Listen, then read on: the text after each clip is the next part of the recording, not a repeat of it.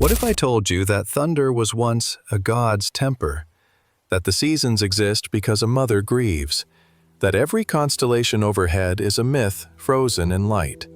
Settle in, we're about to follow one great thread, from the birth of the cosmos to the fall of Troy. Chapter 1. Before the Gods. Chaos and the first forms. In the beginning, there was nothing that could be named. No sun overhead, no earth underfoot, no sea, no sky, no gods to speak their will into being. There was only chaos. The word itself has changed over time. Today we use it to describe disorder, a messy room, a frantic schedule, a world spinning out of control. But the chaos the ancient Greeks spoke of was something older and stranger. It was not confusion, it was emptiness. A void so vast it had no edges, a silence so complete it swallowed sound before sound could exist. Chaos was not evil, nor good, nor anything in between. It simply was, a great yawning gap where nothing had yet taken shape. From that formless dark, the first beings emerged. Not born, exactly, not created by hands or will. They arose the way heat rises from stone, or the way frost forms on glass. They were less like people and more like forces, ancient, elemental, and utterly alone. First came Gaia. She was the earth itself, broad, stable, unshakable. Not a goddess standing on the ground, but the ground itself given awareness. Where she lay, the world began to have weight and substance. After Gaia came Tartarus, the deep abyss beneath the earth, a place of shadow and depth where even light would one day fear to tread. And then came Eros, not the chubby infant with a bow that later artists would paint, but something far older. Eros was desire, the binding force that draws things together. Without him, nothing would join, nothing would grow. He was the first spark that made creation possible. From the shifting edges of chaos came Nyx, night herself, cloaked in shadow so thick even the void recoiled. She moved through the emptiness with quiet grace, and behind her came Erebus, the darkness of the underworld, her companion and counterpart. Night and darkness. Together they brought forth two children, Ether, the bright upper air, and Hemera, the day. And so the first cycle was born. Day chased night across the sky. Night returned to chase day. They did not hate each other. They simply moved endlessly as they were made to do. Time, though not yet measured, had begun to flow. Gaia, patient and fertile, did not wait for permission. From her own body, she brought forth Uranus, the sky. Vast, star-strewn, stretching over her like a dome of darkness scattered with light. He was both her son and, in time, her consort. When sky bent down to meet earth, the world found its first shape. Gaia also gave birth to the mountains, jagged and wild, and to Pontus, the ancient sea, who churned with a will of his own long before sailors dared name him. These were the primordial beings, not quite gods, not quite elements, but something in between. They did not build temples or demand worship. They simply were, and in being, they shaped everything that would follow. But the world was not content to remain still. Earth and sky would soon join, and from their union would come a new generation, beings powerful enough to hold the heavens and vengeful enough to tear them down. But that story begins with a marriage, and like so many marriages in myth, it would end in blood. Chapter 2. The Marriage of Earth and Sky. Gaia and Uranus were the first true pairing in the cosmos. Not a marriage of vows or witnesses, but a union of necessity. The earth lay broad and waiting. The sky arched over her, pressing down night after night, his star-studded body covering hers completely. From this union came children. First, the Titans, 12 in all, vast and powerful. 6 sons and 6 daughters, each embodying some elemental force.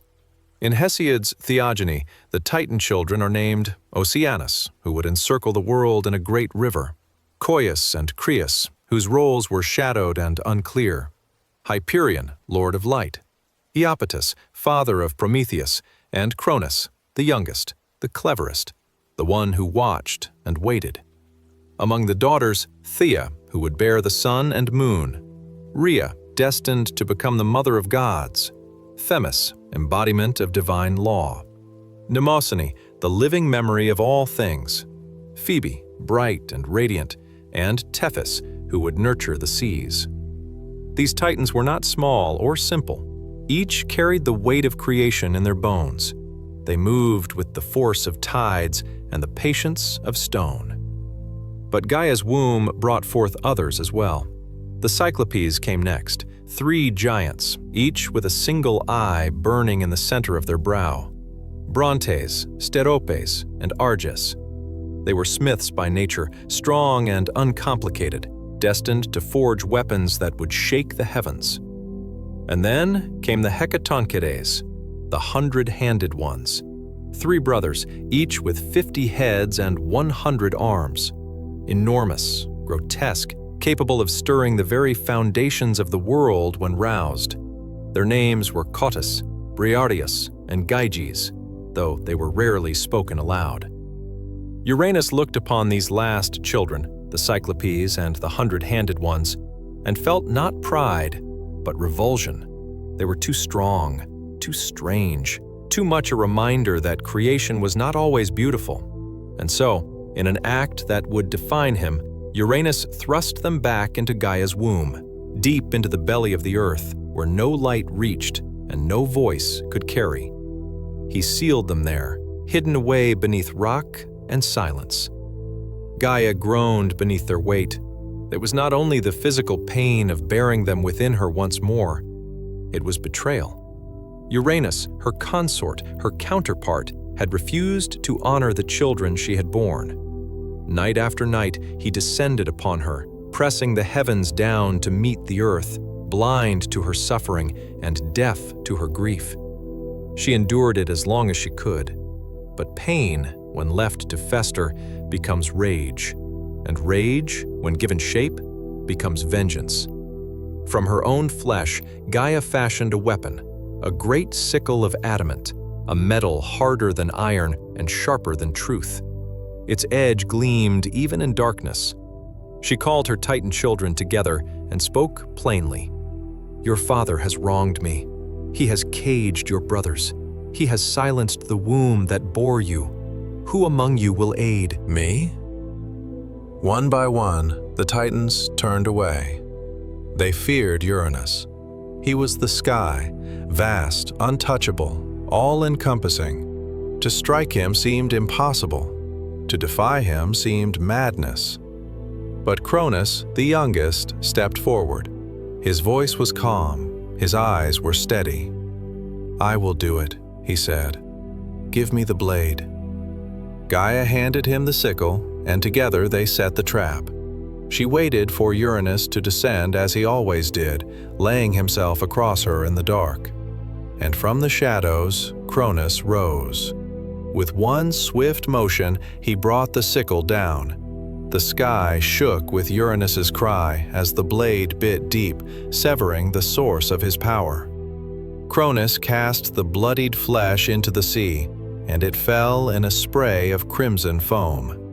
Uranus, wounded and diminished, fled into the heavens, never again to press so close to earth. But his blood did not fall silently. Where the droplets struck the earth, new beings sprang forth. The Erinyes, the Furies, cloaked in vengeance and shadow, destined to hunt down oath-breakers and those who shed kin blood. The Gigantes, enormous and warlike, would one day rise against the gods themselves. And the Malii, nymphs of the ash tree, guardians of wild places. And from the sea, where Uranus's severed flesh had fallen, something else emerged. The waves churned white with foam, and from that froth rose a figure of impossible beauty. Aphrodite, goddess of love and desire. She stepped ashore at Cyprus, radiant and serene, untouched by the violence of her birth. Beauty, as always, carried its own kind of danger. Before Uranus vanished completely into the upper air, he spoke one final curse. Not a shout, but a whisper that echoed through time like the tolling of a distant bell. As you have overthrown me, so too shall you be overthrown by your own son. Cronus heard it well, and though he now sat the throne of the cosmos, he would never forget those words. Chapter 3. The Overthrow of Uranus. The age of Uranus ended not in battle, but in a single, irreversible act. Cronus had done what none of his siblings dared. He had raised a weapon against his father and struck where it would wound deepest. The sky, once oppressive and all-covering, withdrew into the heights, leaving the earth to breathe freely for the first time. The world, scarred by that act, began to change. From the blood that spilled, new forces entered the cosmos, forces that would haunt the guilty and shape the fate of gods and mortals alike. The Furies were born from blood-soaked earth. 3 sisters, though some traditions name them differently.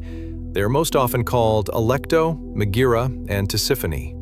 They were not goddesses of justice in the noble sense. They were embodiments of vengeance, relentless, unyielding, and bound to pursue those who broke the most sacred laws.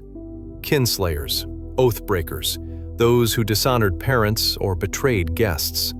The Furies would hunt them without rest, driving them to madness, haunting their steps, whispering guilt into their ears until the debt was paid.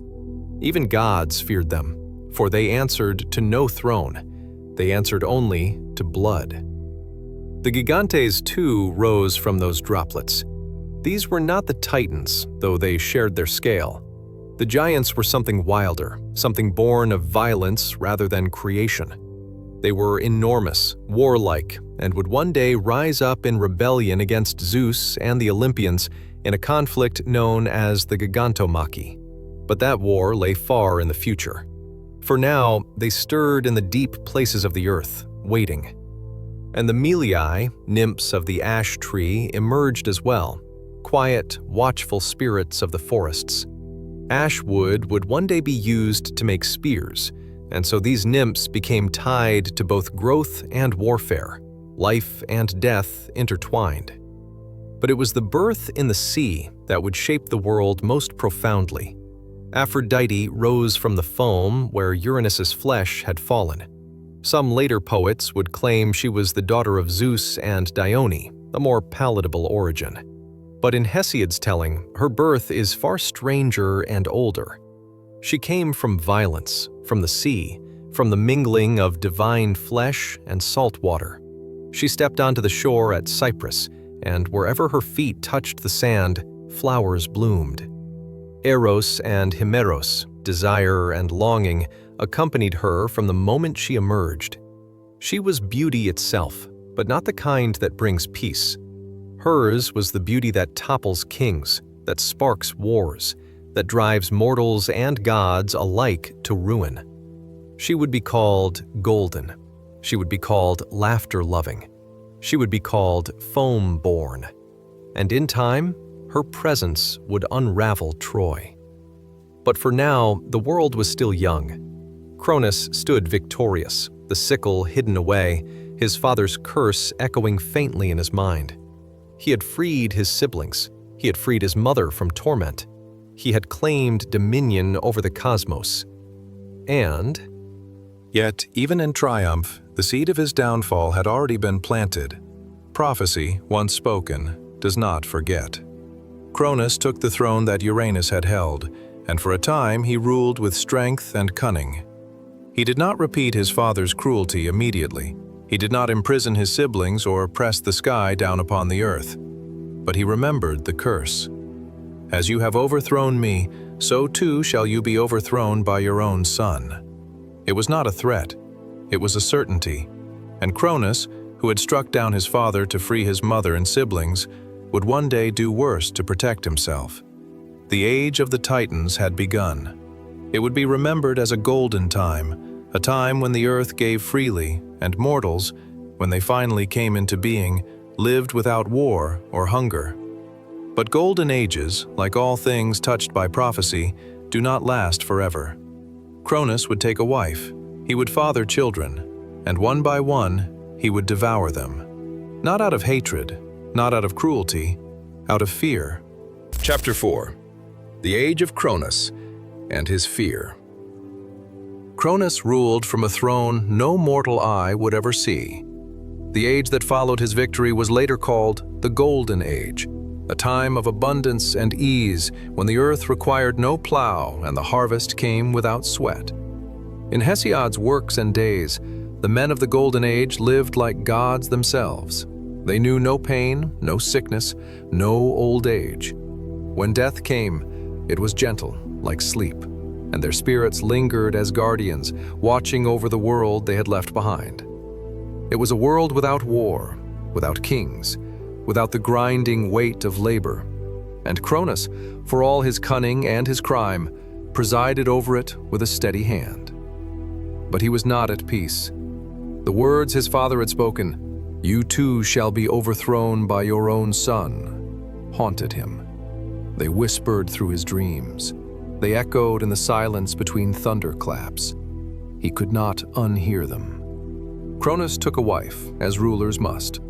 He chose Rhea, his sister, a Titaness of gentle strength and quiet wisdom. Together they would bear 6 children, and together they would enact one of mythology's cruelest cycles. Rhea's first child was a daughter, Hestia, goddess of the hearth. Cronus took the newborn from Rhea's arms and, without hesitation, swallowed her whole. Rhea wept. She pleaded. She demanded to know why. "Prophecy," Cronus said. "I will not be cast down as my father was." The second child was Demeter, who would one day make the fields bloom. Cronus swallowed her too. The third was Hera, regal and fierce even in infancy. She vanished into the dark of her father's belly. Then Hades, lord of the unseen. Then Poseidon, who would one day shake the earth and command the seas. 5 children swallowed whole. 5 futures erased. They did not die, gods cannot die, but they were trapped, suspended in darkness, held prisoner within the body of their own father. Rhea grieved with each loss, but grief, when sharpened, becomes resolve. When she felt the 6th child stirring within her, she did not go to Cronus. She fled. She traveled to the island of Crete, to the wild slopes of Mount Ida, where caves opened deep into the mountain and shepherds tended their flocks in silence. There, hidden from her husband's sight, Rhea gave birth to her youngest son. She named him Zeus. From the moment he drew breath, the world felt different. His cry did not sound like an infant's wail. It sounded like distant thunder rolling over hills. Rhea knew he was the one, the child who would end the cycle, the one the prophecy had promised. But Cronus could not know. Rhea wrapped a large stone in swaddling cloth, bundled it tightly, and returned to her husband. She placed it in his arms with trembling hands. Cronus, ever suspicious but also ever confident in his precautions, swallowed the stone without question. He believed the danger had passed. Meanwhile, in the hidden folds of Mount Ida, Zeus was raised in secret. The nymphs fed him honey. The goat, Amalthea, nursed him with her milk, and from her broken horn, torn off by accident or intent, came the cornucopia, the horn of plenty, symbol of endless abundance. Warriors called the Curetes danced around the cave, clashing their shields and spears to drown out the sound of Zeus's cries, lest Cronus hear and come searching. Zeus grew. Not as mortals grow, slowly over years. He grew with the speed of fate itself, nourished by divine milk, hidden by loyal guardians, watched over by the earth that had borne his father and his father's father. And as he grew, so did the storm inside him. He learned of his siblings, imprisoned in darkness. He learned of his father's crime. he learned of the prophecy. And he waited. Not forever, but long enough. When Zeus finally emerged from hiding, he did not come as a child. He came as a force, tall, strong, blazing with purpose. The age of Cronus was ending, and the war that would reshape the cosmos was about to begin. Chapter 5. The Titanomachy. War in Heaven. Zeus returned in secret, disguised, patient as stone. He sought out Metis, a titaness of wisdom and deep cunning, and together they devised a plan. Cronus could not be overthrown by force alone, not yet. He was too strong, too entrenched, too certain of his power. But certainty has its weaknesses. Metis prepared a potion, bittersweet, thick as honey, laced with herbs that stirred the stomach and loosened what should remain bound. Zeus, still hidden, approached his father's hall and offered the drink as a gift, a token of reconciliation. Cronus, ever confident that no threat remained, drank deeply. The potion worked swiftly. Cronus groaned, his body convulsed, and one by one he vomited forth the children he had swallowed years before. First, the stone Rhea had tricked him with. It would later be set at Delphi as a monument. Then came the gods, fully grown, gleaming with power and rage. Hestia, first swallowed, last freed. Demeter, who would remember the darkness. Hera, sharp-eyed and unyielding. Hades, silent and grim. Poseidon, who tasted salt even in captivity. They stood together for the first time, and the air around them crackled with potential. Zeus looked at his siblings and said simply, "It is time." But Cronus was not without allies. The Titans rallied to him, most of them at least. His brothers and sisters, the old powers, those who remembered the overthrow of Uranus and feared what would come if the younger gods succeeded. Oceanus, the great river that encircled the world, remained neutral, too ancient and too wise to take sides. But the others, Hyperion, Iapetus, Crius, Coeus, they stood with Cronus on Mount Othrys, the Titans' stronghold in southern Greece. Zeus and his siblings claimed Mount Olympus in the north, a peak that touched the sky, unscarred and sacred. And so began the Titanomachy, the war between Titans and Olympians, old gods and new. It raged for 10 years. The earth split beneath the weight of their battles. Mountains crumbled, rivers boiled. The sky turned black with smoke and fire. Thunder rolled across the world without ceasing, and mortals, few though they were in that age, cowered in caves and prayed to whichever power might spare them. Neither side could claim victory. The Titans were vast and ancient, strong with the power of creation itself. The Olympians were young, fierce, and driven by the memory of imprisonment and betrayal. But Zeus knew something his father did not. He knew where true power still lay hidden. Deep beneath the earth, in Tartarus, the abyss below even Hades' realm, Cronus had imprisoned the Cyclopes and the 100-handed ones, just as Uranus had done before him. They had been chained there for eons, forgotten, left to languish in darkness. Zeus descended into Tartarus. The journey was perilous. The air itself seemed to resist him, thick and oppressive. But when he reached the prisoners, he did not come as a conqueror. He came as a liberator. "Join me," Zeus said. "Fight with me, and I will never chain you again."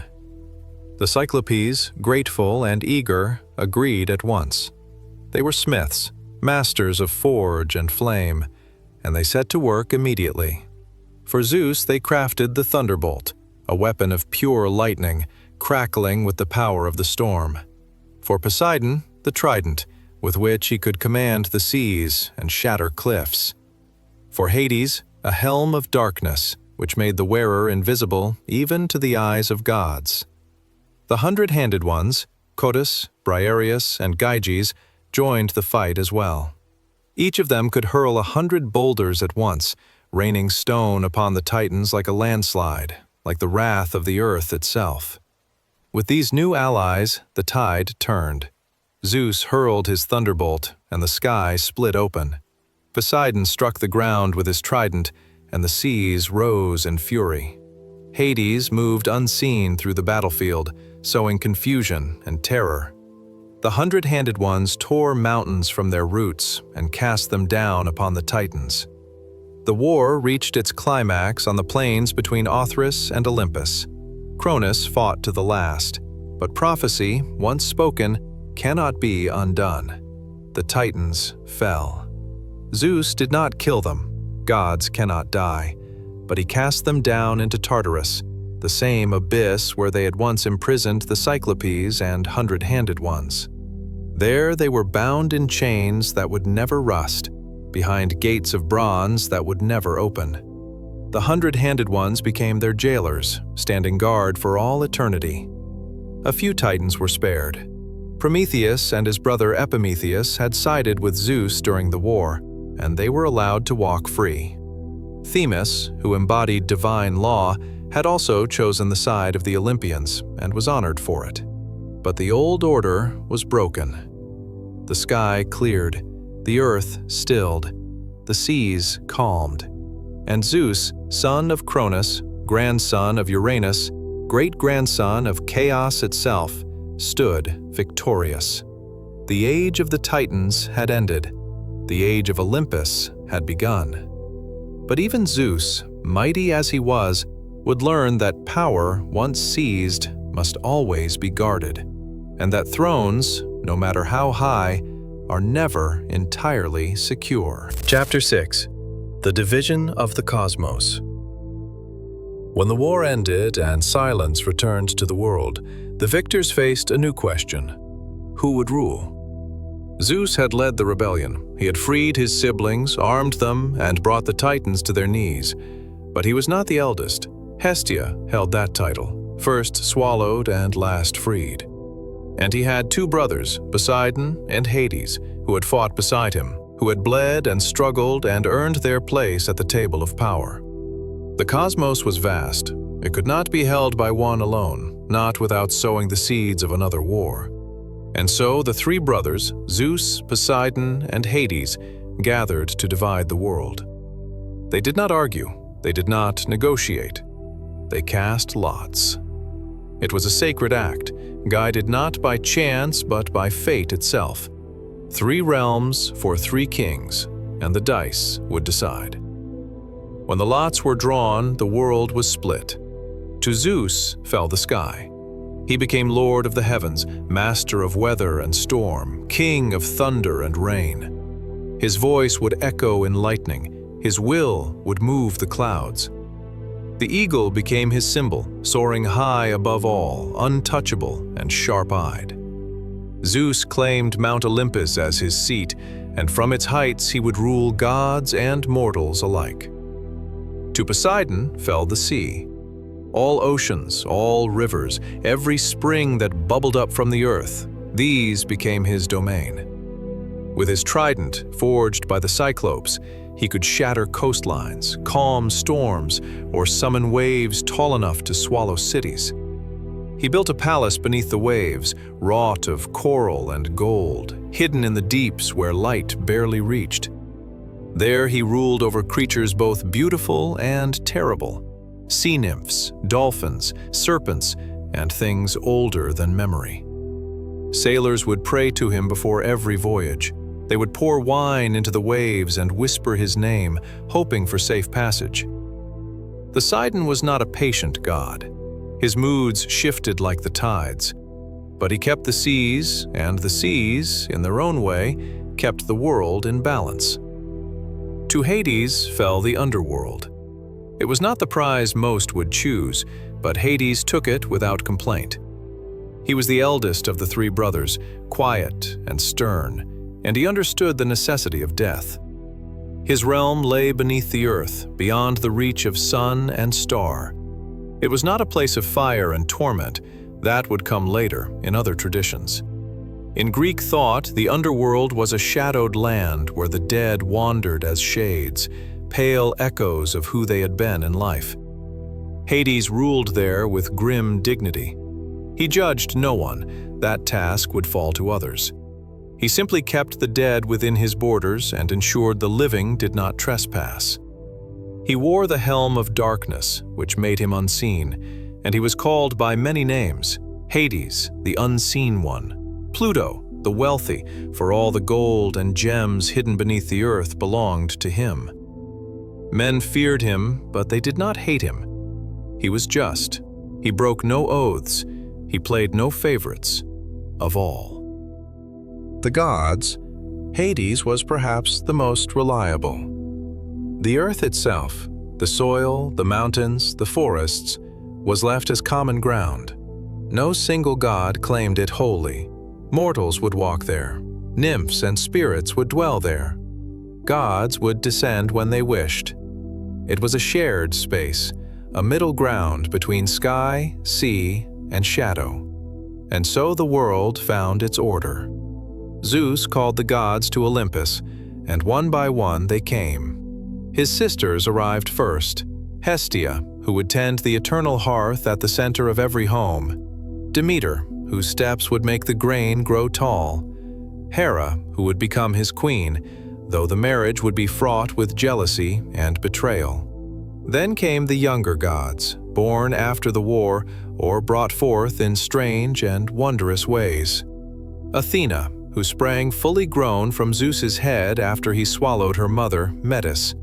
She arrived clad in armor, spear in hand, goddess of wisdom and strategic warfare.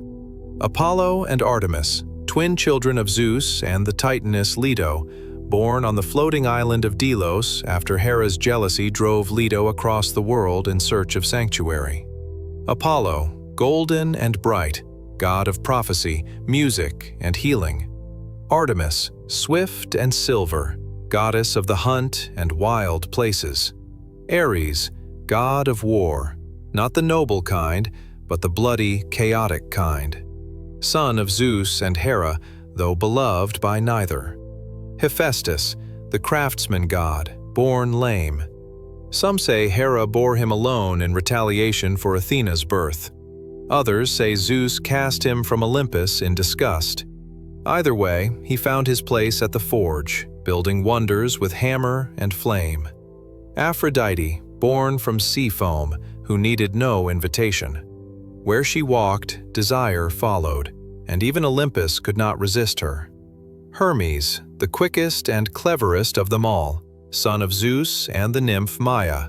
He was born in a cave, stole Apollo's cattle on his first day of life, and talked his way out of punishment with charm and a newly invented lyre. He became the messenger of the gods, guide of souls, and patron of thieves and travelers. These were the Olympians, 12 in the most common count, though the list shifted over time depending on who was telling the story. They were not perfect.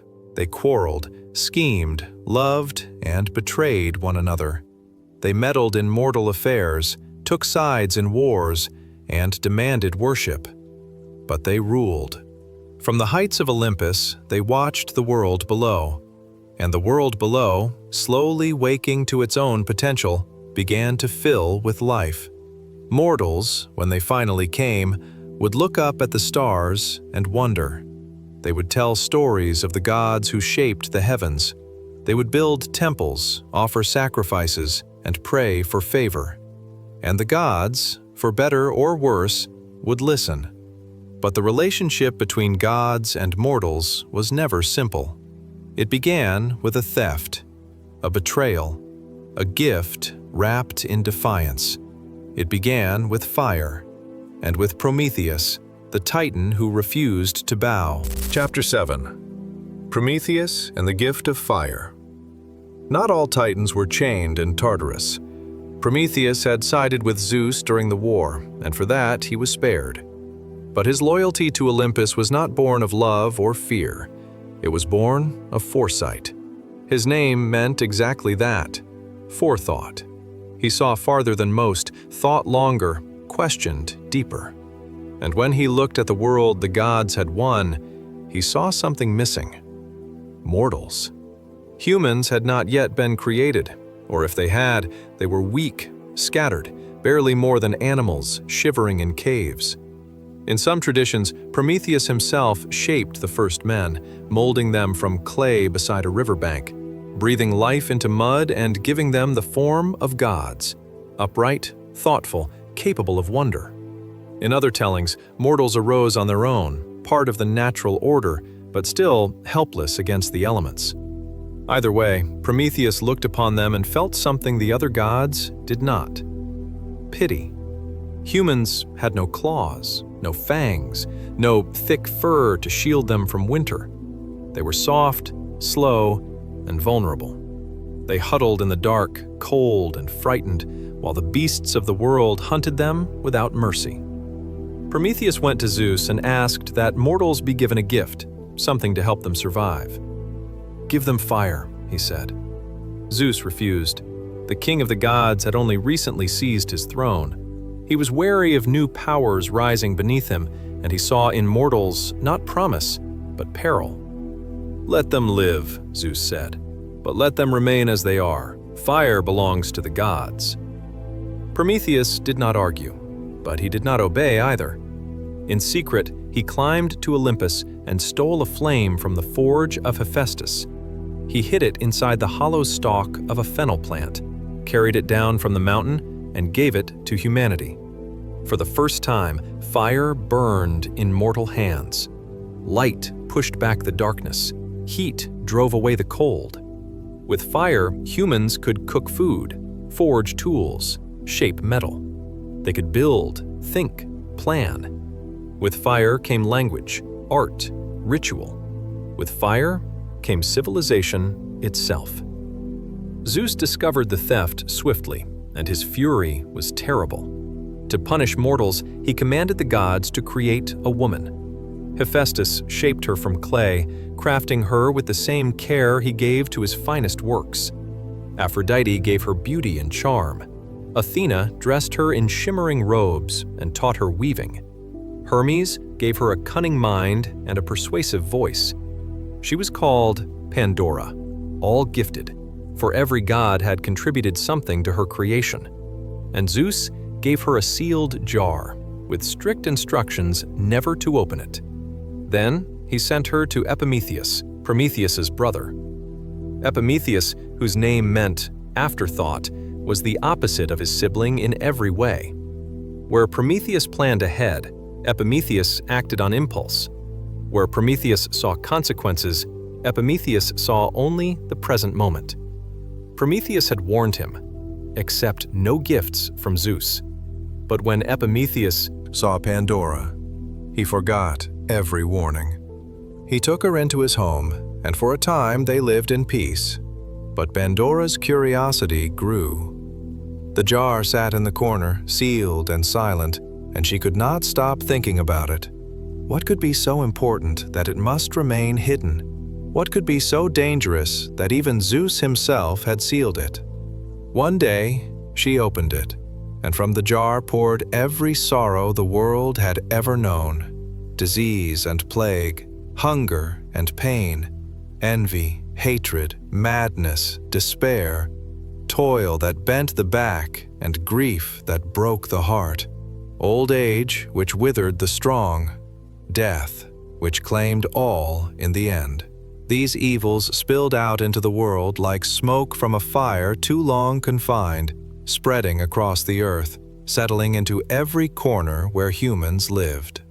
Pandora, horrified, slammed the lid shut, but it was too late. Only one thing remained inside the jar, trapped at the bottom by her quick reflexes: hope.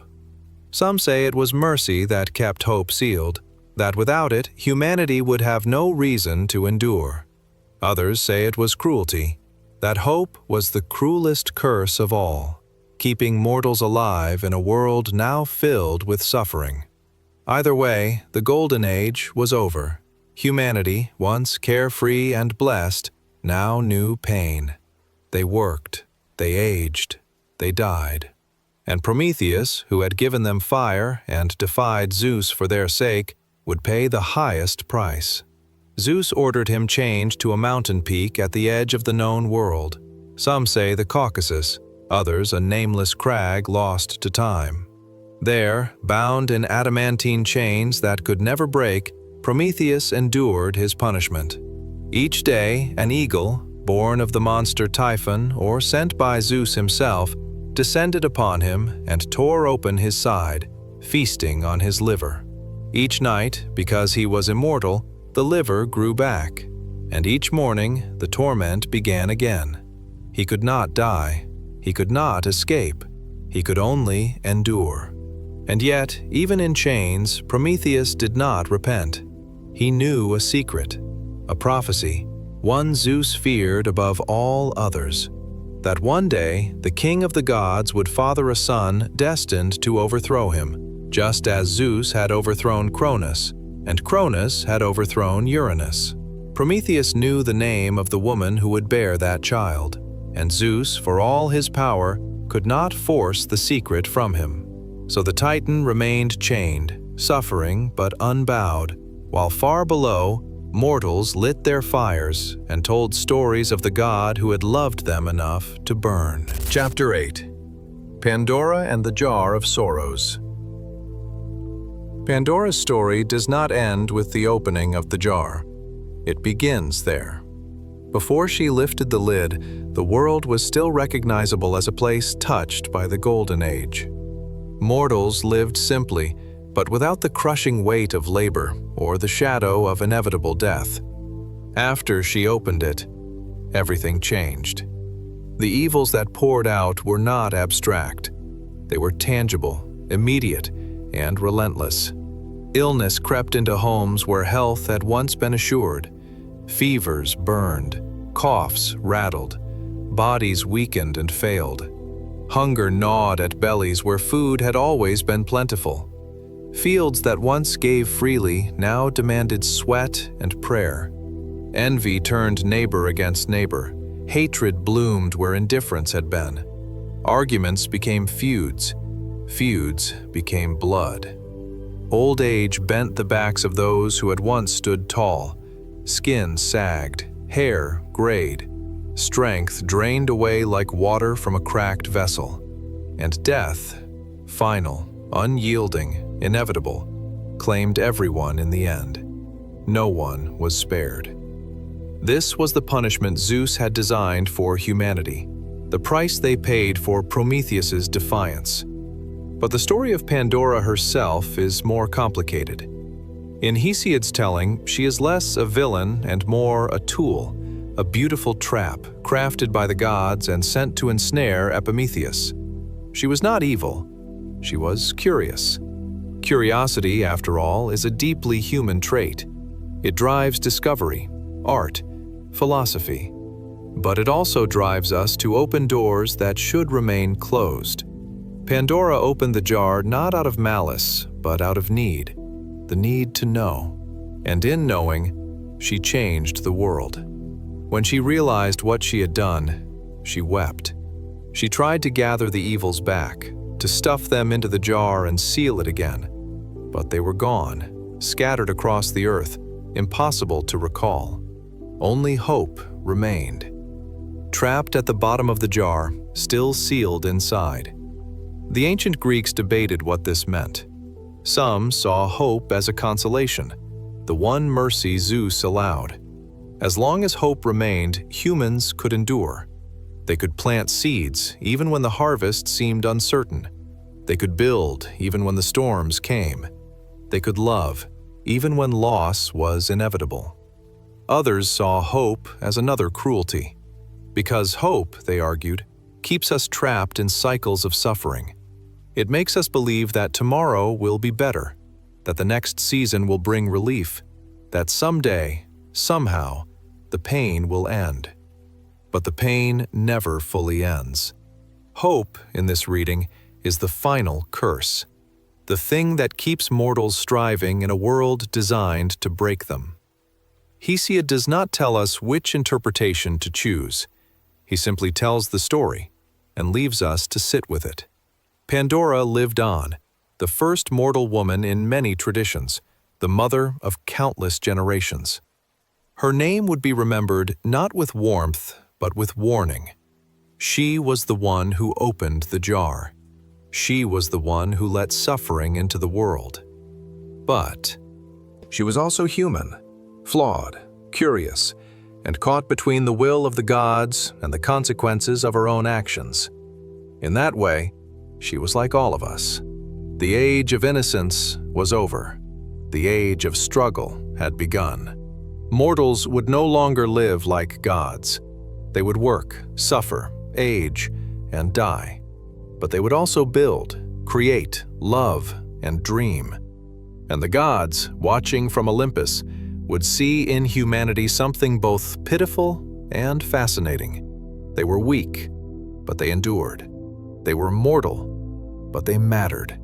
And as the ages turned, the gods would meddle in mortal lives more and more, falling in love with them, cursing them, testing them, and, in rare moments, honoring them. But first, humanity would pass through many ages, each darker than the last, until, at last, came the age of heroes, and with them, the stories we still tell today. Chapter 9. The 5 Ages of Man. Hesiod, the farmer poet of Boeotia, looked back across time and saw not one humanity, but 5. Each generation distinct, each marked by the blessings or curses of the gods. He called them the 5 Ages of Man, and he charted them not with hope, but with sorrow, for each age, with one exception, was lesser than the one before. This is the long decline, told gently. The Golden Age came first. It belonged to the reign of Cronus, before Zeus rose, before war shattered the heavens. The men of this age lived like gods themselves, free from pain, untouched by old age, unburdened by labor. The earth gave freely, harvests came without planting, rivers ran sweet and clear. These early mortals did not toil. They feasted, sang, and lived in peace. There were no laws because there was no need for laws. No one stole, no one lied, no one raised a hand in anger. When their time came, they did not wither or suffer.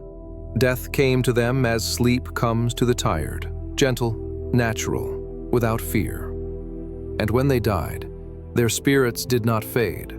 They became daimones, guardian spirits, protectors of justice and peace, watching over the world from the unseen places. Theirs was paradise. But it could not last.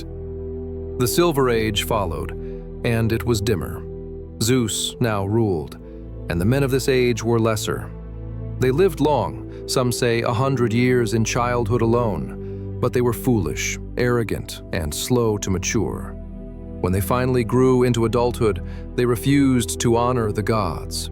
They built no temples, they offered no sacrifices, they mocked the laws of Olympus. Zeus, angered by their impiety, struck them down. They were not granted the honor of guardianship. Their spirits sank into the underworld, pale and forgotten. Theirs was an age of beauty wasted, of potential squandered. The Bronze Age came next, and it was harder still. These men were not born of Cronus's gentle reign. Hesiod says they sprang from ash trees, the same trees used to make spears. They were warriors from birth. Their flesh was said to be as hard as bronze. Their homes were bronze. Their tools were bronze. Their hearts, too, seemed forged from metal, cold, unyielding, eager for violence. They lived for battle and died by it. They built no cities, wrote no poems, carved no statues. They knew only war. And when they died, they left nothing behind. No monuments, no legacy.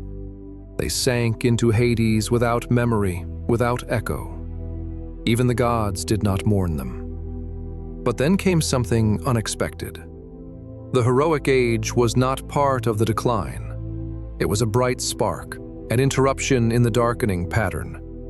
This was the age of demigods, the sons and daughters of gods and mortals, greater than those who came before or after. These were the heroes we remember. Perseus, who slew Medusa. Heracles, who completed 12 impossible labors.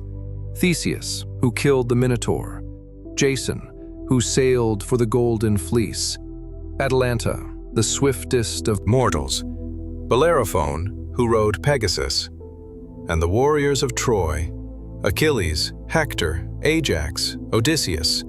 They fought monsters and kings. They sailed unknown seas. They descended into the underworld and returned. They built cities and toppled empires. Many died young, many died violently, but they died gloriously. Some were granted a place in the Isles of the Blessed, far beyond the edge of the world, where the sun always shone and the fields were always green. There they dwelt in peace, beyond the reach of death or sorrow. The heroic age burned brightly, but it could not last forever. The Iron Age came last, and Hesiod lived in it. This is the age of toil and suffering, the age where we still dwell, even now, thousands of years later. In the Iron Age, men are born to struggle. The earth no longer gives freely. Seeds must be planted, fields must be plowed, and even then, the harvest is uncertain. Bonds break easily, friendships sour, families fracture. Guest friendship, once sacred, is now betrayed without shame. Oaths are spoken and broken in the same breath. Justice, once honored, now walks with her eyes lowered, ignored by those who should uphold her. Might makes right. The strong devour the weak. Cities make war not for honor, but for gold. Hesiod warned that one day even this age would end. One day Zeus would look down upon humanity and see nothing worth saving. He would cast his thunderbolt and wipe the world clean. But until that day, the Iron Age endures. Men still plant, still build, still hope. And in rare moments, they still tell stories of the Golden Age, the heroic age, the times when gods walked among mortals and the world was young. The ages turned like a great wheel, each revolution carrying humanity farther from paradise. But the heroic age, brief as it was, left something behind. Stories, names that would never be forgotten, deeds that would echo through time. And it is to those heroes we turn now, to the ones who fought monsters, defied fate, and carved their names into myth. The first among them was Perseus, and his story begins, as so many do, with a prophecy and a locked door. Chapter 10. Perseus, the Gorgon-Slayer. Before Perseus was a hero, he was a threat. His grandfather, King Acrisius of Argos, consulted the oracle at Delphi and received a prophecy that chilled him to the bone. "You will be killed by your daughter's son." Acrisius had no sons, only one daughter, Danae, beautiful and gentle. To prevent the prophecy, he locked her away in a bronze chamber beneath the palace, sealed from the world, guarded day and night. No man could reach her, no suitor could court her. Acrisius believed he had cheated fate, but the gods, as always, found a way. Zeus, watching from Olympus, desired Danae, and so he transformed himself into a shower of golden rain, slipping through cracks in the bronze ceiling, falling upon her in droplets of light. From that union, Perseus was conceived. When Acrisius discovered the child, he dared not kill them outright. Spilling the blood of his own kin would bring the Furies down upon him. Instead, he sealed Danae and the infant Perseus inside a wooden chest and cast them into the sea, trusting the waves to do what he could not. But the sea, ruled by Poseidon, did not drown them. The chest drifted across the water and washed ashore on the island of Seriphos, where a kind fisherman named Dictys found them and took them in. Perseus grew up on that island, strong and curious, unaware of his royal blood or the prophecy that shadowed his birth. But peace, in myth, never lasts long. The king of Seriphos, Polydectes, desired Danae and saw Perseus as an obstacle. He could not harm the boy openly without dishonoring himself, So he devised a plan. Polydectes announced a false marriage and demanded that every man on the island bring him a gift: horses, gold, fine goods. Perseus, who had none of these things, boasted rashly, "I will bring you something greater. I will bring you the head of Medusa." Polydectes smiled. He knew the boy had just sentenced himself to death. Medusa was one of the 3 Gorgons, monstrous sisters who dwelt at the edge of the world. They had wings of bronze, hands of brass, and serpents coiling where hair should be. But their most terrible feature was their gaze. Anyone who looked directly at a Gorgon turned instantly to stone. Medusa was the only mortal among the 3. Her sisters, Stheno and Euryale, could not be killed. But Medusa could die, if anyone could reach her. The task seemed impossible, but Perseus had the favor of the gods. Athena appeared to him, offering a polished bronze shield bright as a mirror. "Do not look at her directly," the goddess warned. "Use the reflection." Hermes came next, bringing winged sandals that would allow Perseus to fly, and a sword sharp enough to cut through Gorgon hide. Hades lent him the Helm of Darkness, which would render him invisible, and the nymphs gave him a magical bag, a kibisis, that could hold the Gorgon's head safely once it was severed. Thus armed, Perseus flew to the edge of the world. He found the Gorgon sleeping in a cave, surrounded by the stone statues of men who had tried and failed to kill them. Perseus moved silently, watching Medusa's reflection in his shield. He crept closer, step by careful step, until he stood above her. Then, with one swift stroke, he brought the sword down. Medusa's head fell, and from her severed neck sprang 2 beings, Pegasus, the winged horse, and Chrysaor, a giant born with a golden sword. Both were children of Poseidon, conceived long ago when the sea god had lain with Medusa before her monstrous transformation. Perseus seized the head, stuffed it into the bag, and fled. The other Gorgons woke and shrieked, but they could not see him. The Helm of Darkness hid him from their sight.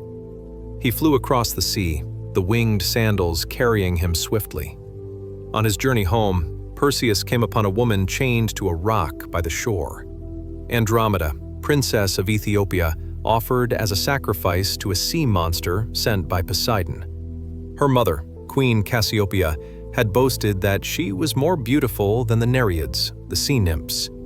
The insult had angered Poseidon, and he demanded Andromeda's life as recompense. Perseus, seeing her plight, made a bargain with her parents. If he saved her, she would become his wife. They agreed. When the monster rose from the waves, Perseus drew Medusa's head from the bag and held it high. The creature looked upon it and turned to stone. Andromeda was freed. Perseus married her, and together they returned to Seriphos. There, Perseus found that King Polydectes had been harassing his mother, Danae, trying to force her into marriage. Perseus entered the hall where Polydectes and his court were gathered, and once again he revealed Medusa's head. Every man in the room turned to stone. Perseus gave the head to Athena, who placed it on her shield, the Aegis, where it would remain forever, a warning and a weapon. But the prophecy was not yet complete. Years later, Perseus traveled to Larissa to compete in athletic games. During the discus throw, his throw went astray, striking an old man in the crowd. The man died instantly. It was Acrisius, his grandfather, who had fled Argos in fear of the prophecy and had been living in exile. Fate, once spoken, cannot be outrun. Perseus, grief-stricken, refused to return to Argos and claim the throne stained by his grandfather's blood. Instead, he founded a new city, Mycenae, and ruled there with Andromeda. They had many children, and from their line would come the greatest hero Greece would ever know, Heracles. Chapter 11. Heracles, Strength and Penance. Heracles was born to suffer. Not because he was weak, He was the strongest mortal who ever lived. But because he was born under the gaze of Hera, queen of Olympus, whose jealousy was as vast as the sky. His father was Zeus, who had descended to the mortal woman Alcmene in the guise of her husband Amphitryon. When Heracles was born, Zeus boasted that a descendant of Perseus would be born that day who would rule over all others. Hera, always watchful, always wrathful, delayed the birth of Heracles and hastened the birth of his cousin Eurystheus, ensuring that Eurystheus would be born first and claim the prophecy. Heracles would serve him. But even as an infant, Heracles displayed his strength. Hera sent 2 serpents to strangle him in his cradle. The baby seized them by the throats and crushed them with his bare hands. He grew into a man of extraordinary power, tall, broad-shouldered, capable of feats no mortal should accomplish. But Hera's hatred did not wane. When Heracles married Megara, princess of Thebes, and fathered children with her, Hera struck. She sent madness upon him, a divine frenzy that twisted his mind and darkened his sight. In his madness, Heracles believed his wife and children were enemies. He slaughtered them all. When the madness lifted, he woke to find their bodies at his feet. The horror of what he had done broke him. He went to the oracle at Delphi, seeking absolution, seeking some way to atone for the blood on his hands. The oracle told him to serve King Eurystheus of Tiryns for 12 years and complete whatever labors the king demanded. If he succeeded, he would be purified. He would be forgiven. And so began the 12 labors of Heracles. The Nemean lion, whose hide could not be pierced by any weapon, Heracles strangled it with his bare hands and wore its pelt as armor. The Lernaean hydra, a serpent with 9 heads. Each time Heracles cut off one head, 2 more grew in its place. With the help of his nephew Aeolus, who cauterized the stumps with fire, Heracles finally killed it. The Ceryneian hind, a sacred deer belonging to Artemis. Heracles hunted it for a full year before capturing it alive. The Erymanthian boar, which he chased through snow and captured in a net. The Augean stables, home to thousands of cattle which had not been cleaned in years. Heracles diverted 2 rivers to wash them clean in a single day. The Stymphalian birds, man-eating creatures with beaks of bronze. Heracles drove them away with a rattle given to him by Athena. The Cretan bull, father of the Minotaur, which Heracles captured and brought back alive. The mares of Diomedes, which fed on human flesh. Heracles tamed them by feeding their master to them. The belt of Hippolyta, queen of the Amazons. Heracles won it through battle or diplomacy, depending on the telling. The cattle of Geryon, a 3-bodied giant who lived at the edge of the world. Heracles killed him and herded the cattle home. The apples of the Hesperides, golden fruit guarded by a dragon and tended by nymphs at the world's end. Heracles tricked Atlas into retrieving them. The capture of Cerberus, the 3-headed hound of the underworld. Heracles descended into Hades, wrestled Cerberus into submission, and brought him to the surface, then returned him unharmed. 12 labors, 12 impossible tasks, and Heracles completed them all. But even after his service ended, his suffering was not over. He married again, Deianira, a princess he won by defeating the river god Achelous. But on their journey home, the centaur Nessus tried to abduct her. Heracles shot him with an arrow dipped in the Hydra's venom. As Nessus died, he whispered to Deianira, "Take my blood. If Heracles ever loves another, this will bring him back to you." Years later, fearing she was losing her husband's affection, Deianira smeared the centaur's blood on a robe and gave it to Heracles. The moment he put it on, the poison seared his flesh. The pain was unbearable. Heracles could not remove the robe. It had fused to his skin. Knowing he was dying, he built a funeral pyre on Mount Oeta, lay upon it, and asked to be burned alive. As the flames consumed him, Zeus intervened. He carried his son's immortal soul to Olympus, where Heracles was made a god, reconciled with Hera, and married to Hebe, goddess of youth. He had suffered more than any mortal. He had atoned for his crime, and in the end, he ascended. But his story was a reminder. Even the strongest among us are not immune to pain. And sometimes the greatest battles are not with monsters, but with ourselves. Chapter 12. Theseus, Jason, and the Heroic Expeditions. The Age of Heroes was not just about strength, it was about cleverness, about journeys, about the choices that define us. Two heroes embody this truth: Theseus, the king who united Athens, and Jason, the prince who sailed to the edge of the world. Theseus was born in Trojan, son of Aethra. His father was either King Aegeus of Athens or the god Poseidon. Both were said to have lain with his mother on the same night. When he came of age, Theseus lifted a great stone beneath which his father had hidden a sword and sandals. Taking these tokens, he set out for Athens. On the road, he encountered bandits and monsters, each one more dangerous than the last. Periphetes, who wielded a bronze club, Theseus killed him and took the club for himself. Cynus, who bent pine trees to the ground and used them to tear travelers apart, Theseus gave him the same fate. The Crommyonian sow, a monstrous boar, Theseus hunted it down.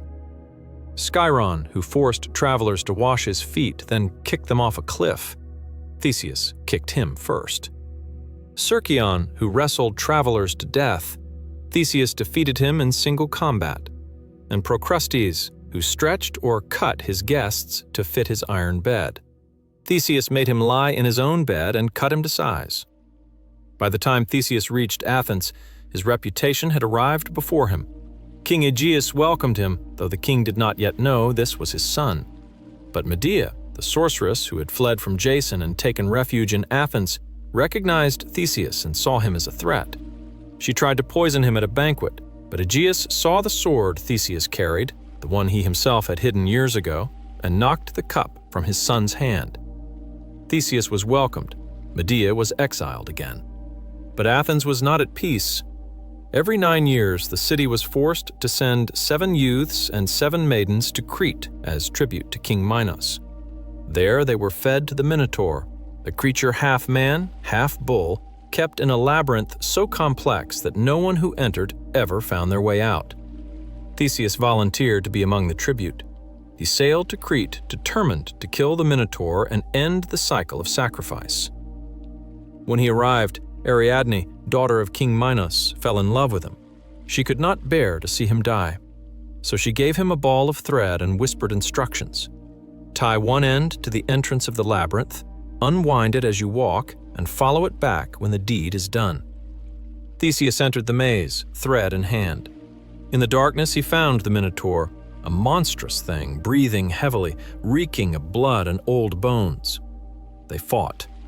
Theseus had no sword, only his bare hands and the club he had taken from Periphetes. He struck the creature down, beat it until it moved no more, and then followed the thread back to the entrance. He fled Crete with Ariadne and the other Athenians, but on the voyage home, something happened. Some say Theseus abandoned her on the island of Naxos. Others say the god Dionysus claimed her. Either way, Theseus sailed on without her. But in his haste and grief, he forgot one crucial thing. Before leaving Athens, he had promised his father that if he survived, he would change the ship's black sails to white. He forgot. King Aegeus, watching from a cliff, saw the black sails and believed his son was dead. In despair, he threw himself into the sea. That sea would bear his name forever after, the Aegean. Theseus became king of Athens, and he ruled well. He unified the scattered villages of Attica into a single city-state. But his later years were marked by tragedy and exile. He died alone, far from Athens, forgotten by the people he had saved. Glory, as always, was fleeting. Jason sought glory too, but his path was darker. He was the rightful heir to the throne of Iolcus, but his uncle Pelias had seized power. When Jason came of age and demanded the throne, Pelias made him an offer. "Bring me the golden fleece from Colchis, and I will step aside." The golden fleece was the hide of a sacred ram, hung in a grove and guarded by a sleepless dragon. It lay at the edge of the known world, in a land ruled by King Aeetes. Jason agreed. He gathered the greatest heroes of the age, the Argonauts, named for their ship, the Argo. Among them were Heracles, Orpheus the musician, Castor and Pollux the twins, Atalanta the huntress, and many others. They sailed through dangers uncounted, the clashing rocks that crushed ships, the harpies that tormented the blind prophet Phineus, the sirens whose song lured sailors to their deaths. At last, they reached Colchis. King Aeetes did not intend to give up the fleece willingly. He set Jason 3 impossible tasks: yoke 2 fire-breathing bulls, plow a field with them, and sow the field with dragon's teeth that would sprout into armed warriors. Jason would have failed. But Medea, the king's daughter and a powerful sorceress, fell in love with him. She gave him a potion to protect him from the bull's flames. She told him to throw a stone among the warriors so they would turn on each other. And when Jason retrieved the fleece, it was Medea who charmed the dragon to sleep. Together, they fled Colchis. Aeetes pursued them, but Medea, in a horrifying act, murdered her own brother Absyrtus and scattered his body parts in the sea, forcing her father to stop and gather them for burial. They returned to Iolcus, but Pelias refused to honor his promise. Medea, ever cunning, tricked Pelias's daughters into killing their father, promising them she could restore his youth. She could not. Jason and Medea fled again, settling in Corinth. For a time, they lived in peace. They had children, but Jason, ever ambitious, decided to abandon Medea and marry the daughter of Corinth's king, a political match, a chance at power. Medea, betrayed and burning with rage, took her revenge. She sent the new bride a poisoned robe that burned her alive. Then, in an act of unthinkable cruelty, she murdered her own children, Jason's sons, to ensure he would suffer as she had suffered. Then she fled in a chariot pulled by dragons, sent by her grandfather, the sun god Helios. Jason died years later, alone and broken, when a piece of the Argo, his once glorious ship, collapsed and struck him. The heroes of this age shone brightly, but their endings were rarely happy. Theseus, forgotten. Jason, cursed. Heracles, burned alive. Glory came at a cost. And fate, as always, had the final word. Chapter 13. The House of Thebes and the Riddle of Fate. Some families are cursed from the beginning. The House of Thebes was one such family, a lineage soaked in blood, bound by prophecy, and haunted by choices that seemed inevitable. The curse began with Cadmus, the founder of Thebes. Cadmus had slain a sacred serpent, a creature beloved by Ares, the god of war. As penance, he served Ares for 8 years. Afterward, the gods forgave him and even gave him Harmonia, daughter of Ares and Aphrodite, as his wife. But the gods also gave Harmonia a cursed necklace, beautiful, priceless, and poisonous to every generation that wore it. The curse passed down through the family like a sickness. Generations later, it reached Laius, king of Thebes, and his wife Jocasta. They consulted the oracle at Delphi, and the prophecy they received was clear and cruel. If you have a son, he will kill you and marry his mother. Laius and Jocasta, horrified, decided to cheat fate. When Jocasta gave birth to a son, they pierced the infant's ankles with a pin and gave him to a shepherd, ordering the child to be left on Mount Cithaeron to die. The shepherd could not bring himself to do it. Instead, he gave the baby to a traveler, who brought the child to Corinth and presented him to King Polybus and Queen Merope, who were childless. They named him Oedipus, swollen foot, and raised him as their own. Oedipus grew up believing he was the prince of Corinth, but one day, a drunk at a banquet mocked him, claiming he was not the king's true son. Troubled, Oedipus went to Delphi to ask the oracle about his parentage. The oracle did not answer his question. Instead, she told him the same prophecy his birth parents had received. "You will kill your father and marry your mother." Oedipus, believing Polybus and Merope were his parents, decided never to return to Corinth. He set out on the road, heading away from the city he called home, and at a crossroads, he met an old man in a chariot who refused to yield the path. They argued. The old man struck Oedipus with his staff. Oedipus, enraged, struck back and killed him. The old man was Laius, his father. Oedipus walked on, unaware of what he had done. He came to Thebes and found the city in despair. A monster called the Sphinx had taken up residence outside the gates, devouring anyone who could not answer her riddle. What walks on 4 legs in the morning, 2 legs at noon, and 3 legs in the evening? No one had solved it. The city was paralyzed by fear. Oedipus approached the Sphinx and answered, "Man. He crawls as a baby, walks upright in adulthood, and uses a cane in old age." The Sphinx, defeated, threw herself from the cliffs. Thebes rejoiced. The hero who saved them was offered the throne and the hand of the widowed queen, Jocasta. Oedipus married her. They ruled together. They had children, 4 in most traditions: Eteocles, Polynices, Antigone, and Ismene. For years, Thebes prospered. But then a plague struck the city. Crops failed, livestock died, women could not bear children. Oedipus sent his brother-in-law Creon to Delphi to consult the oracle. The answer came back. The plague will not end until the murderer of Laius is found and punished. Oedipus vowed to find the killer. He called for the blind prophet Tiresias, who knew the truth but refused to speak it. "Do not ask," Tiresias warned. "You do not want to know." But Oedipus demanded, and slowly, piece by piece, the truth unraveled. The old man he had killed at the crossroads was Laius.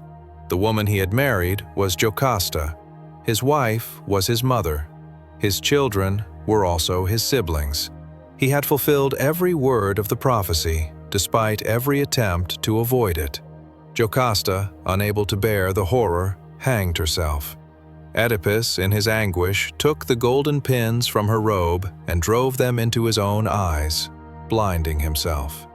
"I, who have seen too much," he cried, "will see no more."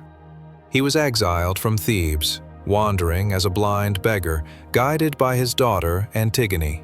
But the curse did not end with him. His sons, Eteocles and Polynices, agreed to share the throne of Thebes, ruling in alternating years.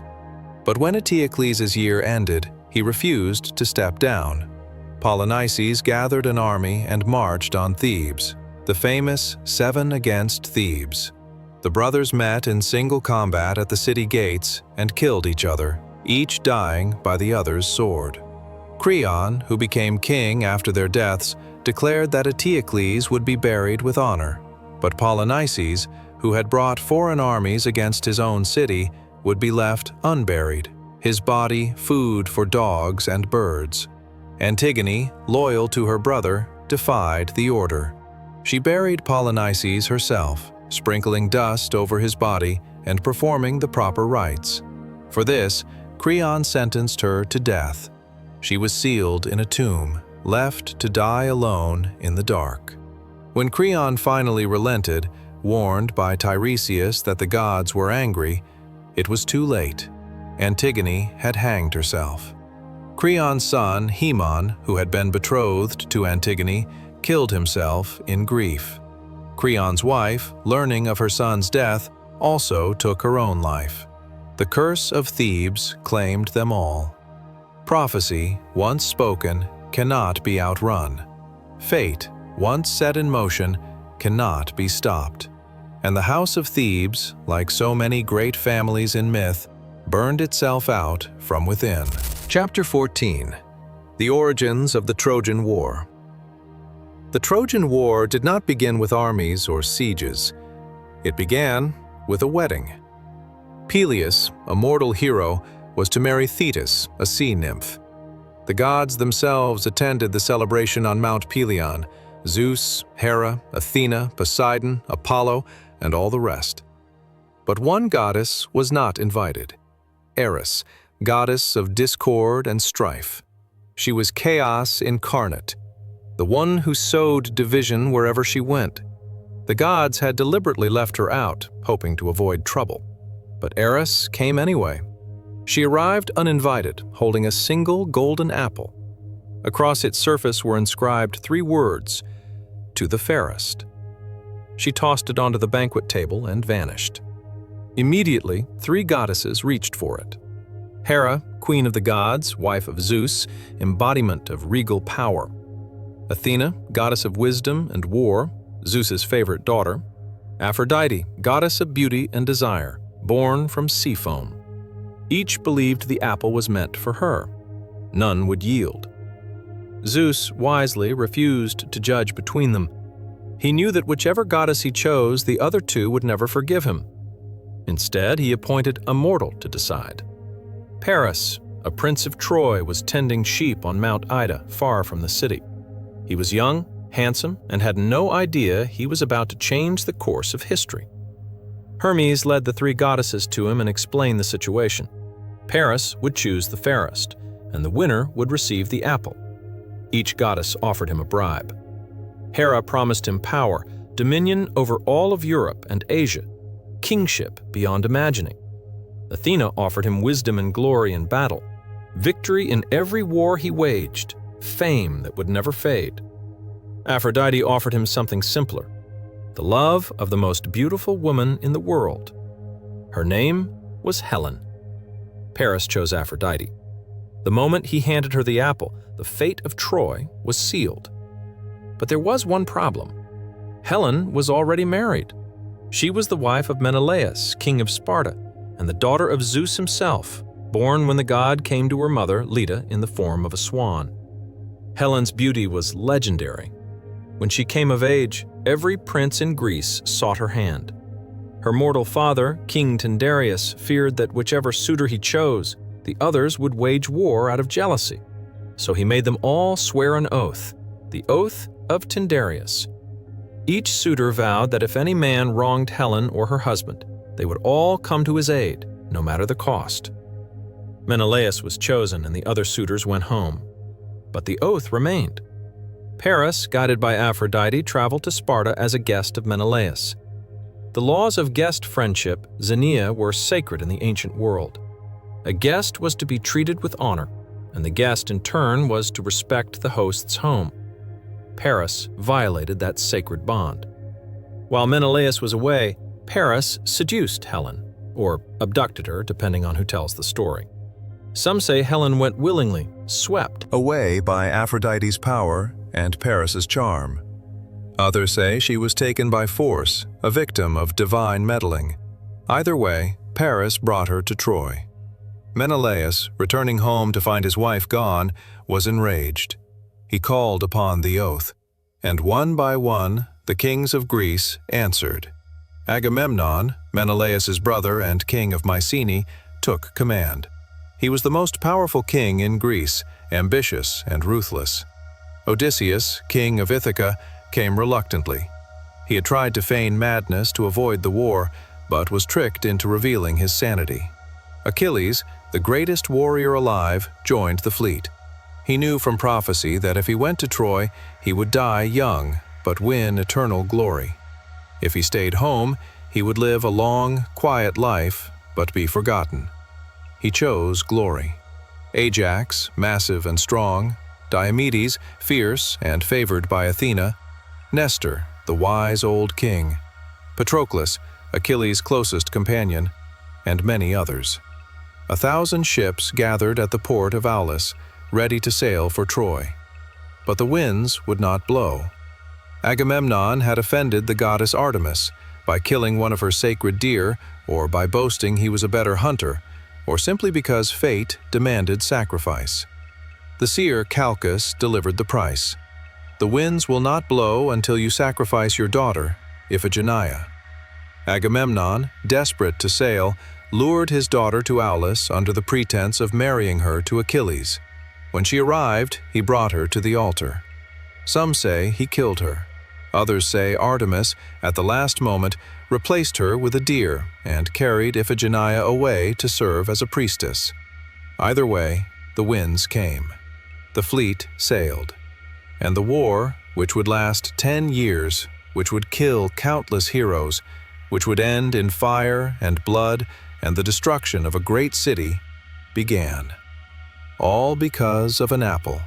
All because of a choice. All because the gods, as always, could not resist meddling in the lives of mortals. Chapter 15. The Iliad. Rage and the death of Hector. Homer's Iliad does not tell the whole story of the Trojan War. It tells only a sliver, 51 days in the 10th year of the conflict. But those 51 days contain some of the most powerful moments in all of mythology. The poem begins not with the war, but with a quarrel. Agamemnon, king of the Greeks, has taken a woman named Chryseis as a war prize. But her father, a priest of Apollo, begs for her return. Agamemnon refuses. Apollo, angered, sends a plague upon the Greek camp. Men die by the hundreds, bodies piling up faster than they can be burned. Finally, Achilles calls an assembly and demands that Chryseis be returned. Agamemnon agrees, but only if he receives another prize in her place. He takes Briseis, a woman who had been awarded to Achilles. Achilles, the greatest warrior in the Greek army, is humiliated. His honor has been publicly stripped. He withdraws from the war. "I will fight no more," he says. "Let the Greeks fall without me." And fall they do. Without Achilles, the Trojans surge forward. Hector, prince of Troy and its greatest defender, leads his men across the plain, driving the Greeks back to their ships. Agamemnon, desperate, sends ambassadors to Achilles, Odysseus, Ajax, and Phoenix, offering him treasure, land, and the return of Briseis. Achilles refuses. His pride will not bend. The Greeks continue to lose ground. Their camp is breached. Their ships are in danger of being burned. Patroclus, Achilles' closest friend, his companion, perhaps his lover, begs Achilles to return. "If you will not fight," Patroclus says, "then let me wear your armor so the Trojans will think you have returned." Achilles reluctantly agrees. Patroclus dons Achilles' armor and leads the Myrmidons, Achilles' elite warriors, into battle. The sight of the armor strikes fear into the Trojans. They retreat, believing Achilles has returned. But Patroclus pushes too far. He reaches the walls of Troy, and there Apollo himself intervenes, striking Patroclus and leaving him disoriented. Hector, seeing his chance, drives his spear through Patroclus's body. Patroclus falls. And when the news reaches Achilles, something inside him breaks. His rage, the meanness that defines the Iliad, is no longer directed at Agamemnon. It is directed at Hector, at Troy, at the world itself. Achilles lets out a cry so terrible that even the Trojans far across the battlefield hear it and tremble. His mother, the sea nymph Thetis, comes to him. She knows what will happen if he returns to battle. "If you kill Hector," she warns, "your own death will follow soon after." Achilles does not care. "Let me die then," he says, "but first let me have my vengeance." Thetis goes to Hephaestus, the smith god, and asks him to forge new armor for her son. The armor is a masterpiece, brighter than the sun, stronger than any metal forged by mortal hands. On the shield, Hephaestus engraves the entire world, cities at peace and cities at war, farmers harvesting, dancers celebrating, the ocean encircling all. Achilles puts on the armor and returns to the battlefield. He is unstoppable. He cuts through the Trojan ranks like a storm. He drives them back to the Scaean gates. He chokes the river Scamander with bodies. And then he finds Hector. Hector, brave and noble, knows he cannot win. But he cannot run, not with his people watching from the walls. They fight. Achilles' spear finds its mark, piercing Hector's throat. As Hector dies, he begs Achilles to return his body to his family so he can be buried with honor. Achilles refuses. He ties Hector's body to his chariot and drags it around the walls of Troy, dragging it through the dust, desecrating it in front of Hector's parents, his wife Andromache, and all of Troy. For days, Achilles drags the body around Patroclus's tomb, unable to let go of his grief. But then, in the dead of night, an old man comes to Achilles' tent. It is Priam, king of Troy, Hector's father. He has crossed enemy lines alone, guided by Hermes, to beg for his son's body. He kneels before Achilles and kisses the hands that killed his son. "I do what no man has done," Priam says. "I kiss the hands of the man who murdered my child." Achilles, moved by the old king's courage and sorrow, weeps. He thinks of his own father, Peleus, growing old far away, whom he will never see again. He returns Hector's body. Priam brings his son home, and Troy mourns. The Iliad ends not with victory, but with a funeral. Achilles will die soon, shot in the heel by Paris's arrow, guided by Apollo. Troy will fall soon, burned to ash, its people enslaved or slaughtered. But for one moment, in the midst of war, two enemies sit together in grief. And the poem reminds us that even in rage, even in war, we are all, in the end, human. Chapter 16. The Fall of Troy and the Wooden Horse. The war dragged on. 10 years, 10 long years of siege, of skirmishes, of heroes falling one by one. Achilles was dead, struck by Paris's arrow in the one place he was vulnerable, his heel. Ajax was dead, driven mad by the gods and killed by his own hand. Hector was dead. His body returned, but his city left without its greatest defender. And still, the walls of Troy stood. The Greeks were exhausted. The Trojans were starving, but neither side would yield. It was Odysseus, king of Ithaca, who devised the final stratagem. Not a frontal assault, not a siege engine, not brute force. A trick. "We will build a horse," he said. "A massive wooden horse, hollow inside, large enough to hold armed men. We will leave it outside the gates as a supposed offering to Athena, then sail away, pretending to give up the war." The Greeks built the horse, enormous, towering, beautiful in its craftsmanship. Inside, they hid their best warriors: Odysseus, Diomedes, Menelaus, Neoptolemus, Achilles' son, and others. Then the rest of the Greek army burned their camp, boarded their ships, and sailed away, but only as far as the nearby island of Tenedos, where they waded out of sight. The Trojans, seeing the empty beach, believed the war was over. They opened the gates and ventured out. They found the horse. Beside it stood a Greek soldier named Sinon, left behind as part of the ruse. He claimed he had deserted the Greek army, that they had planned to sacrifice him to ensure safe passage home. He told the Trojans the horse was an offering to Athena, built so large that it could not fit through the gates. Because if the Trojans brought it into the city, Troy would be blessed and invincible. Some Trojans were suspicious.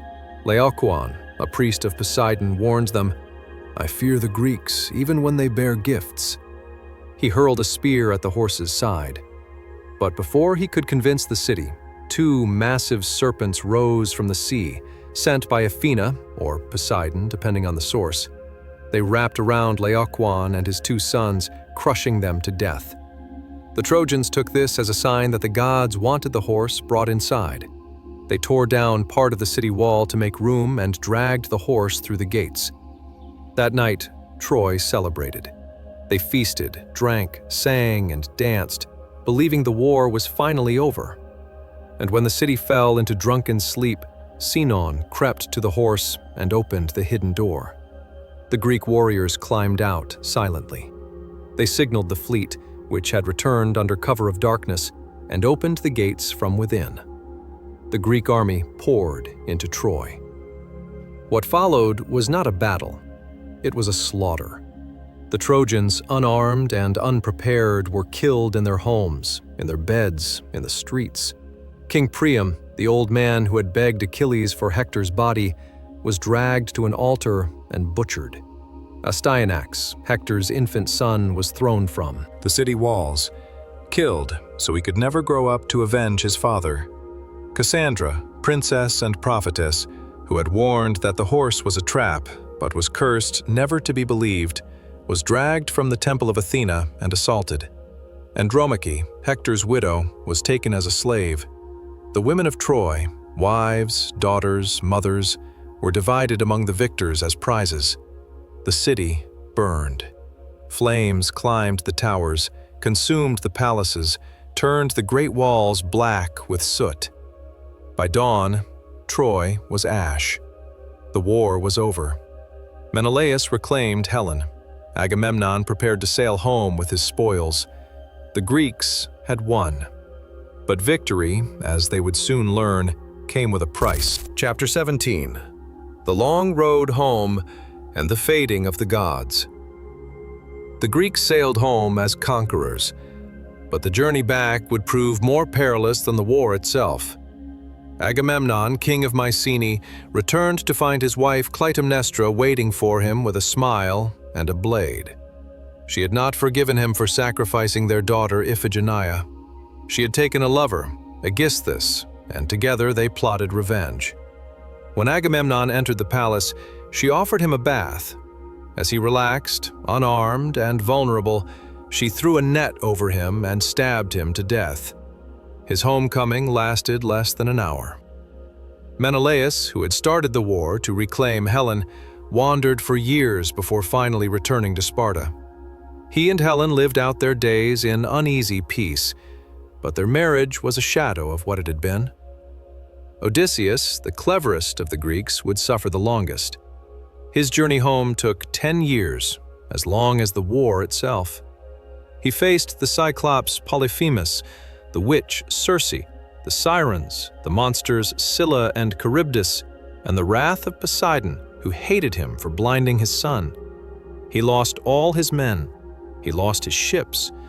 He arrived in Ithaca alone, disguised as a beggar, to find his palace overrun by suitors trying to marry his wife, Penelope. But Penelope had waited, and when Odysseus revealed himself, he slaughtered the suitors and reclaimed his throne. The heroes of Troy returned home, those who survived, but their lives were never the same. And the age they had embodied, the heroic age, was ending. The gods, too, began to withdraw. Not all at once, not dramatically, but slowly, like a tide pulling back from the shore. The Olympians still existed, still ruled from their mountain, but they meddled less in mortal affairs. The great heroes were gone, and no new generation rose to replace them. Mortals turned to other explanations. Philosophy began to take root. Men like Thales and Heraclitus asked questions about the nature of the universe that did not require gods. Later, Rome would come, and the Greek gods would be renamed. Zeus became Jupiter, Hera became Juno, Aphrodite became Venus. The myths were retold, but something was lost in translation. Christianity spread, and the old gods were called false, their temples abandoned, their altars overgrown. But the stories never truly died. They were written down, preserved by poets and playwrights. Homer's Iliad and Odyssey, Hesiod's Theogony and Works and Days, the tragedies of Aeschylus, Sophocles, Euripides. The myths survived because they spoke to something essential: love, loss, ambition, hubris, fate, free will. They reminded us that even gods were flawed, that even heroes suffered, that even the mightiest could fall. And so the stories traveled through time, copied by monks, studied by scholars, reimagined by artists, retold by storytellers.